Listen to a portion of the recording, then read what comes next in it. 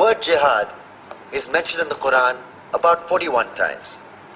The words mercy, peace, and compassion are mentioned about 355 times. Yes, come in.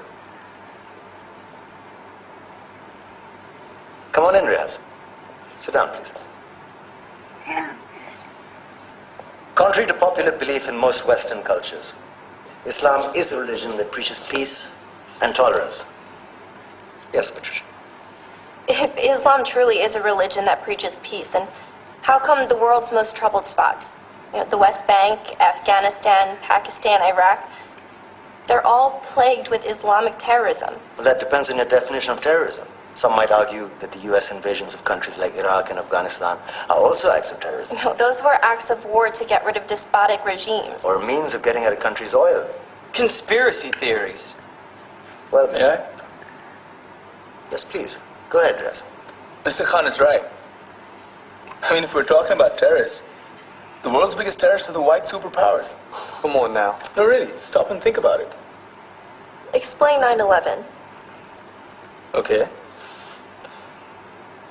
Do you know how many people died in the Twin Towers strike? Around 3,000.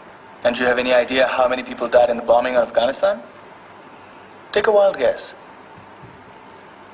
More than 15,000 people died. And that's just conservative figures. About 50,000 tons of explosives were dropped on innocent civilians. Men, women, children. Yeah, but that was because of the Taliban.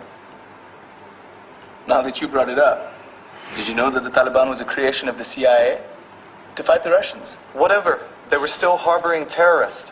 Yeah, right. Terrorists that were never found. Just like the weapons of mass destruction that were never found in Iraq. Do you want to get into the death toll in Iraq?